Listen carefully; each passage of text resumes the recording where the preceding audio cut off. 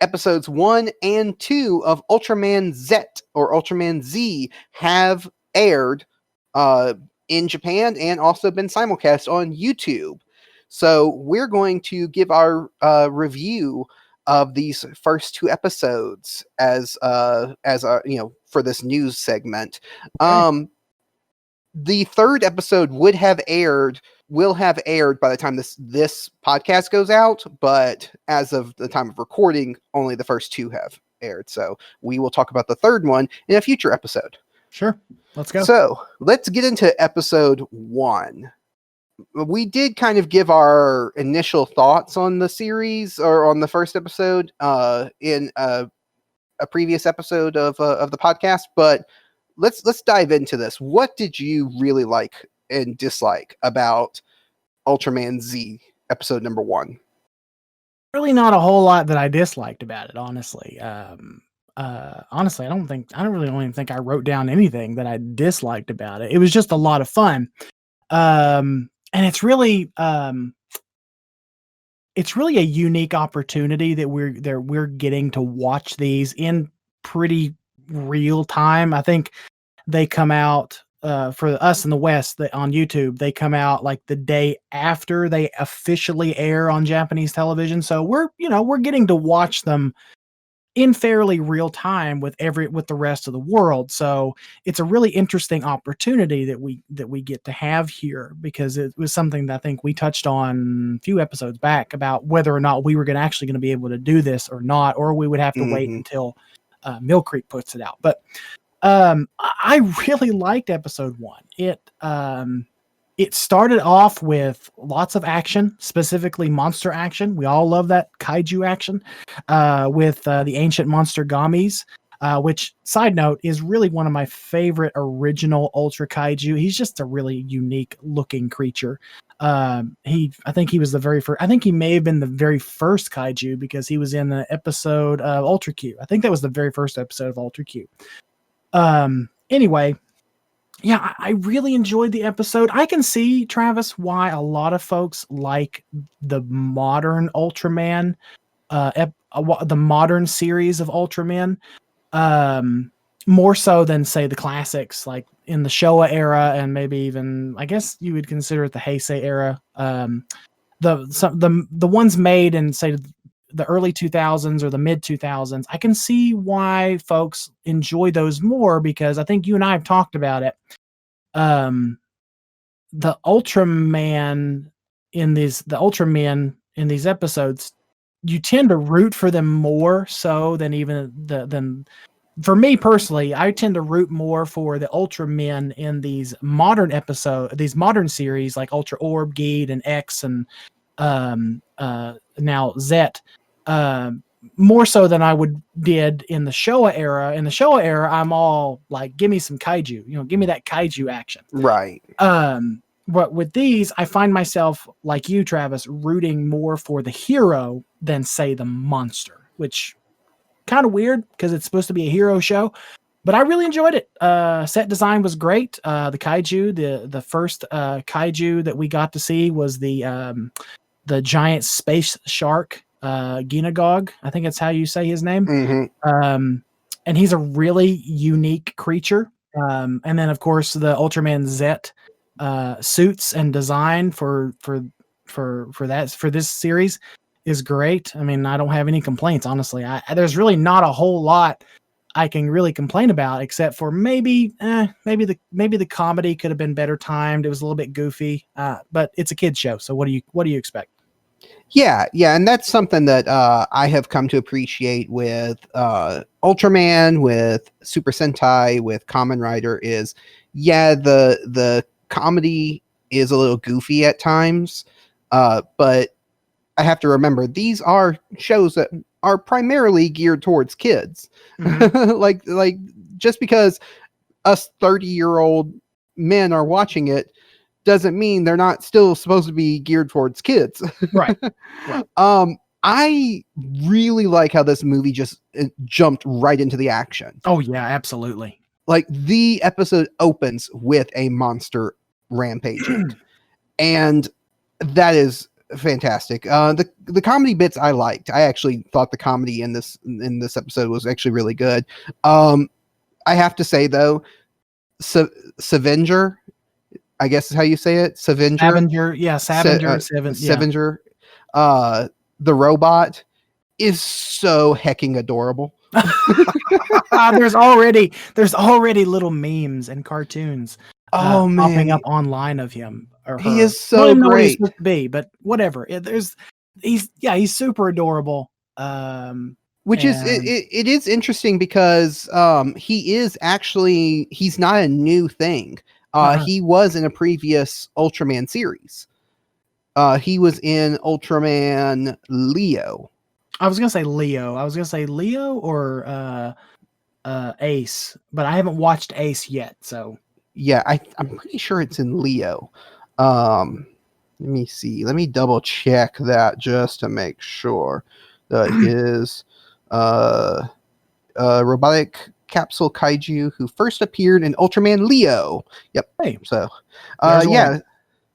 So yeah, he is I like that they keep bringing back things from previous seasons. Like you said, even Gomez or Gomes, the kaiju, the first kaiju that you see is a one that goes all the way back to Ultra Q. So I love that they're bringing that back.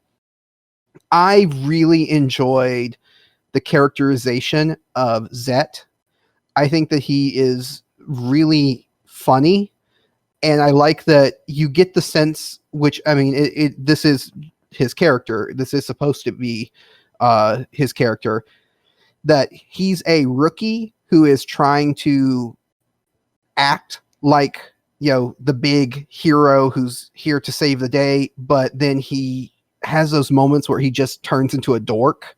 Yeah, and actually I love that.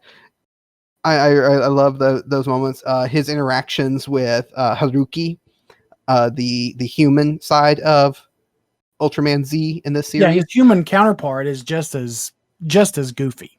Yeah.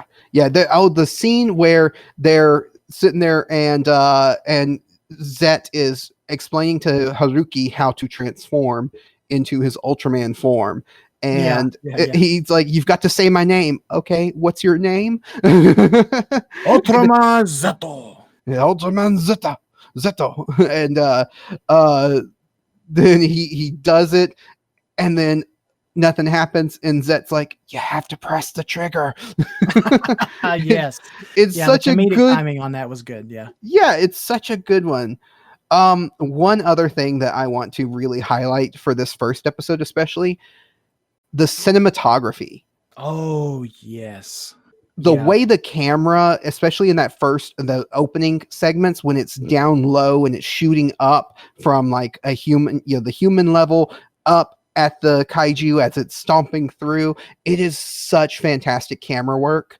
And then, it really gives you the sense of how big Gomes is compared to, humans. Right. Which is just then undercut when Sevenger shows up, because Sevenger is bigger than Gomes, and you didn't realize it until he shows up, and then you realize Gomes is actually not that big of a kaiju. I think Sevenger is. I think they said it in episode 2. I know they said it in episode 2. He's 55 meters, and so that probably puts Gomes at say around 45 meters. Because if he's not quite, I don't believe he's quite 50 meters. Yeah, he doesn't look like he would be that tall, and but I just love that because when it's shot down low, he's shown to be big and massive, and he's tearing through the city, and everybody's running for their lives. And then when you finally have something to actually put next to him to actually have scale, then you realize he's just a little adorable kaiju. He's not even that big. Just a wee little fella. He's just a wee little fella. Yeah, so I like that. The cinematography is great. Do you want to move into episode 2 now, or do you want to bring up something else? I'll just bring up one quick thing. That you talked about the cinematography, and I want to bring up sort of the CG a little bit, because I know some of these more modern series, they do rely very heavily on CG for the Ultraman's attacks, and of course the Kaiju attacks. It's just so well done. It looks great. And really, these more recent Ultraman series, they really benefit from some of these larger budgets that Subaraya and these companies put into them. Oh yeah, yeah. I'm probably going to make some comparisons between this show and Ultraman Orb a lot, because Oh, Ultraman yeah. Orb's one of the ones I just watched fairly recently, so that one is still fresh in my mind. So Sure, I'm going yeah. to probably bring some, comparisons and contrasts there. But you're right; the modern Ultraman series, the special effects are so well done, both the Yeah. CG and the practical effects. Yeah, this was such a fun way to kick off this particular season. Yeah, it was just a lot of fun. That's all I really got to say. I really don't have any negatives to say about it. Yeah, I don't either. I don't have any negatives. It was a lot of fun. Getting into episode 2. Now, I will say, with these Tokusatsu series, now this is Ultraman, Super Sentai, Kamen Rider, all of them. In my opinion, you need to have entertaining characters, because when you get further along in these series, the monster fights can kind of get repetitive. So the only thing that can keep you like hooked into the show is Mhm. the characters. And so that's something I really look for when I get into these tokusatsu series. And Right. this series so far, just in 2 episodes, has it in spades. The Mhm. characters are Absolutely. so great. Yoko, Shota, and Yuka, which are the other members of the storage team, along with Haruki, are so interesting, and they're funny in their own ways, because they're not like, Yuka is kind of more of a goofy kind of funny, but Shota has his own level of humor by being so stoic, Mhm. and then Yoko being this kind of macho, very principled warrior type Right. person, kind of brings her own humor into it. I especially really like Shota, uh, because as a leader, he's really smart, and I like how he brings out the best in the team. And also, he was my favorite part of Ultraman Orb, because it's the same actor who played Juggler in Ultraman Orb. Haha. So It's I'm very fitting that the name of this episode, it's very fitting that the name of episode 2 is called The Warrior's Principle. hmm yeah, definitely. What did you think of episode 2?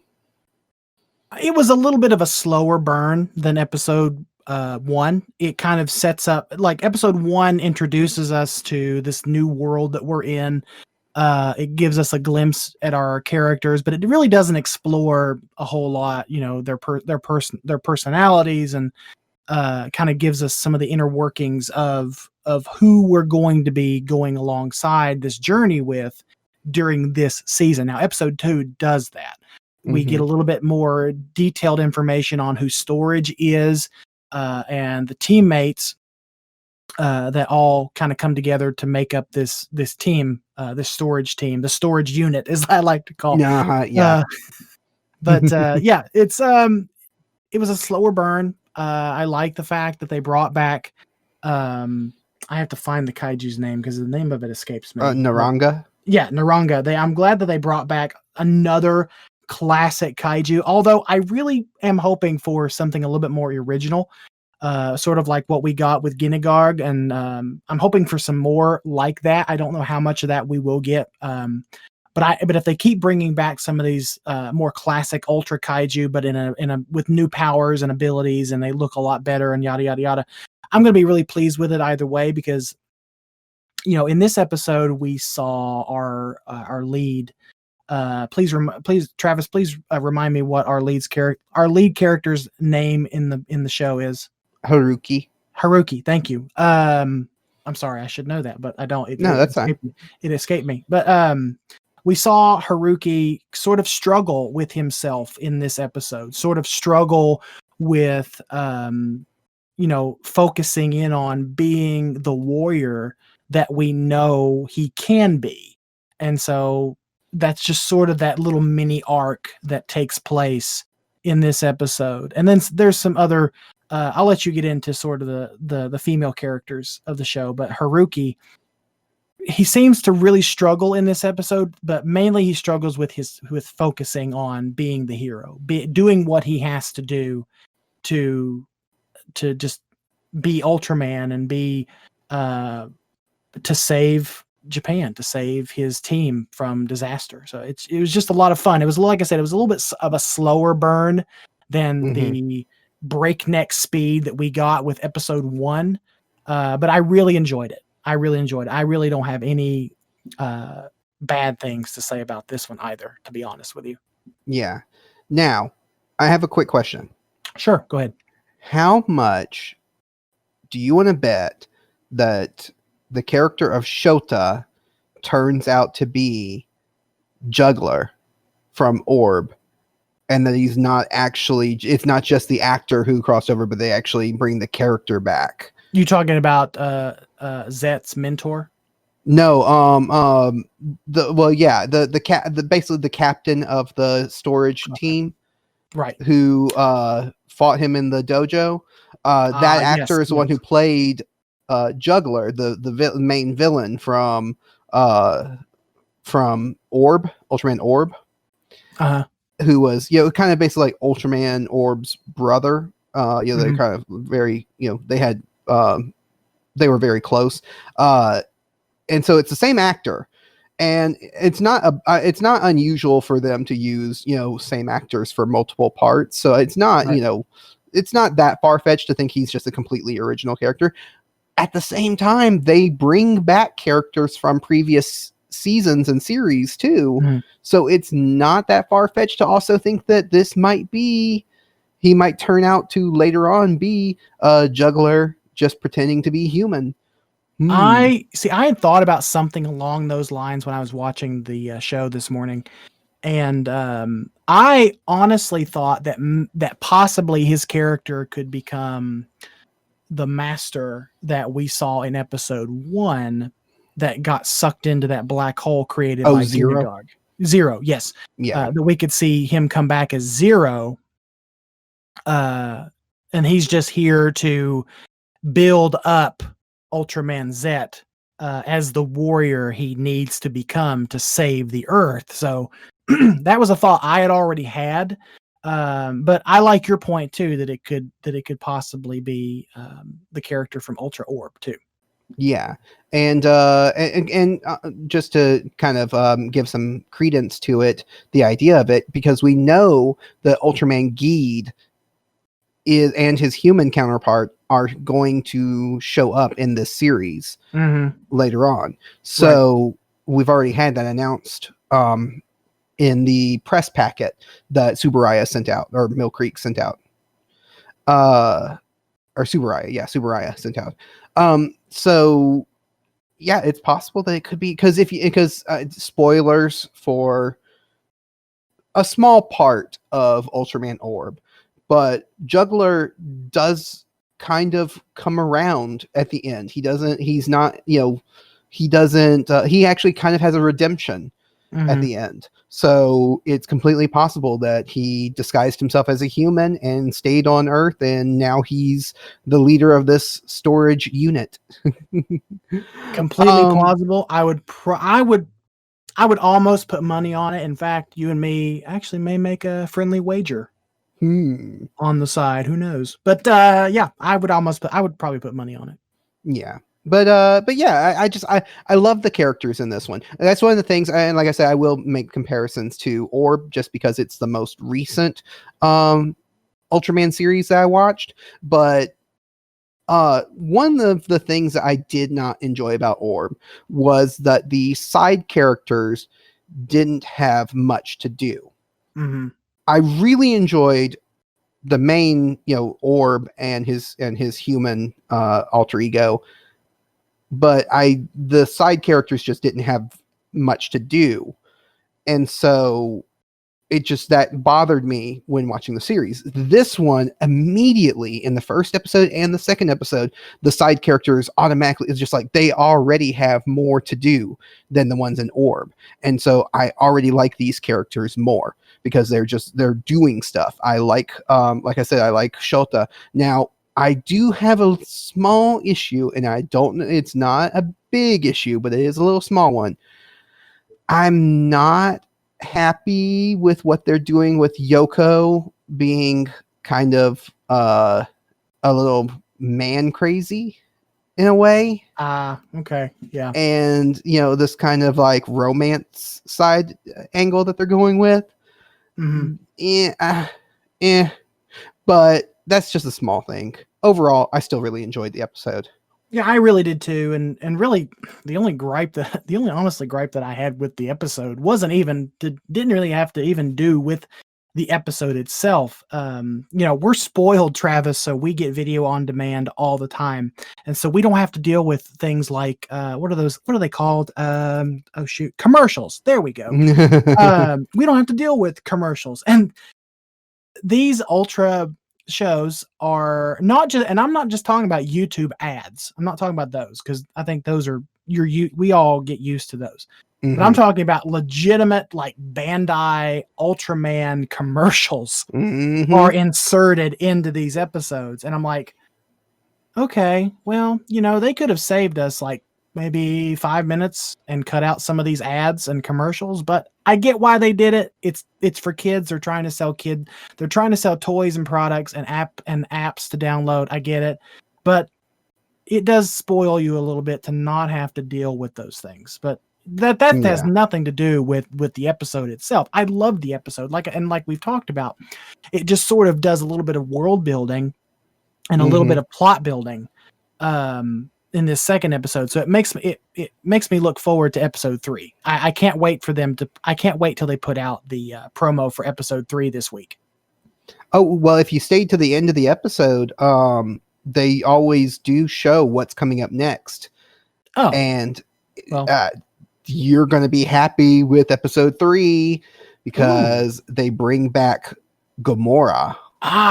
Yes, I love Gamora. Gamora is, if you can't tell already, Gamora, although he is considered just to be a generic dinosaur kaiju, but he was one of the few kaiju in the original 66, the OGS, that really gave Ultraman a run for his money. And I just enjoy his design. And I know they bring back Gamora a lot throughout some of the more contemporary series as well. And they always do a great job with his character. Yeah. It looks like he was because they mentioned in episode 2 how there's a bunch of kaiju that they have located that are hibernating underground, and he's one of them. And so they're trying to transport him while he's still hibernating, and in the process he wakes up and has to fight Zet. Oh, so well, that's kind of a, I get it's a 60-year-old show at this point, but it's not really a spoiler. It's sort of the plot of episodes 26 and 27 of the original series. Like they were trying to put him to sleep and then transport him, and he woke up. Yeah, okay. There's so much of Z so far, just in these 2 episodes that we've seen, that really is just kind of like a love letter to, more than any of the other ones. Like, I mean, this is a series that's been going on forever. So, they've done this multiple times, but this is definitely a love letter to that original series from 66. Even to the point that you notice that this Ultraman doesn't speak when he's transformed. He only does the yeah. Yeah, I did notice that. Going back to that original Ultraman series where the Ultraman did not speak. He only did the yeah. which is something that they had actually moved away from in the more contemporary, modern Ultraman. They had started speaking. And were would speak on a regular basis, but this one kind of takes it back to that original. Yeah, after he flies away after the battle, you can hear "So watch." Uh-huh. Yeah, I picked up on that. It's altered. The audio is altered. It's a lot deeper sounding to fit the voice of this new Ultraman, the Ultraman Z. But it's there, and you can hear it, and it makes me happy. Yeah. So I'm looking forward to watching more of this series. It's going to be a lot of fun to keep watching. Absolutely, me too. And I can't wait to do a sort of a mini. This is a mini review. Since this is sort of in real time, we're trying to review these in real time. And they're only available for like 2 weeks. It's really difficult to sit down and do a really in-depth review. So hopefully, Travis, these little mini reviews every couple of episodes are going to be super helpful for folks. Yeah, I hope so. And when the series ends and we can just kind of do like a retrospective on the whole thing, we're going to give some scores and really talk about what we liked overall.